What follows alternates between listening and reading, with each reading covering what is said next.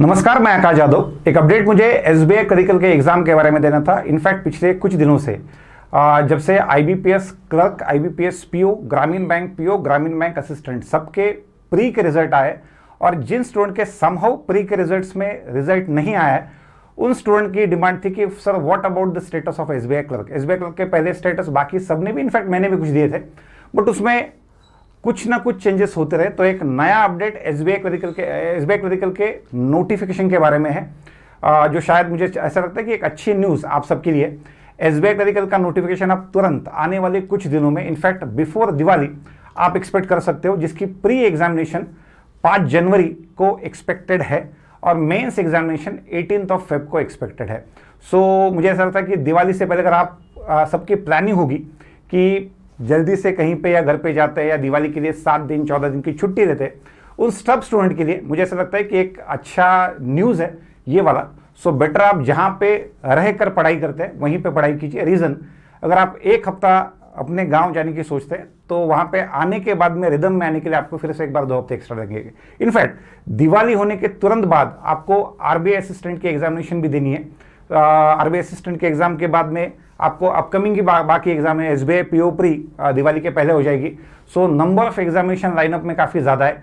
So better आप जहाँ पे वहीं पर रह के पढ़ाई कीजिए, सो दैट आपके पढ़ाई में रुकावट बीच में नहीं आएगी। सो प्री एग्जामिनेशन में एक्सपेक्ट करते हैं 5 जनवरी को। Mains examination is expected on 18 Feb. इसके पहले भी इसमें चेंजेस हुए।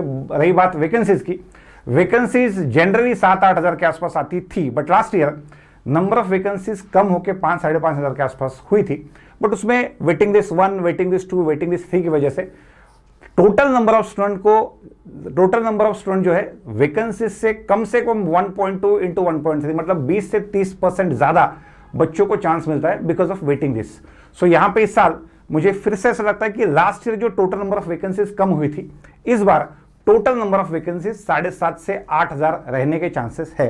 टोटल नंबर ऑफ वैकेंसीज कहीं पे चेंज हो सकती है।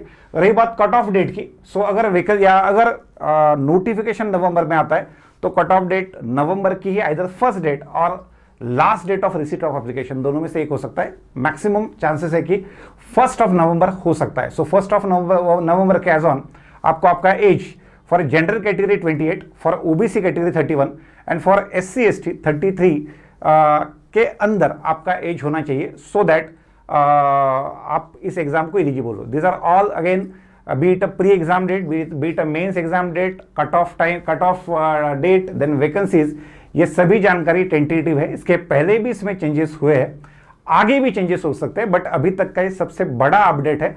सो दैट आप आपकी दिवाली की वेकेशन पहले से प्लान करके रखो, सो दैट आपको अच्छे से आपकी पढ़ाई, इनफैक्ट दिस एग्जामिनेशन के लिए और साथ में आरबीआई असिस्टेंट के लिए, दोनों के लिए आपकी पढ़ाई के लिए ये वाला पार्ट अच्छा रहेगा। यही इंफॉर्मेशन मुझे इस शॉर्ट वीडियो के थ्रू देनी थी। धन्यवाद।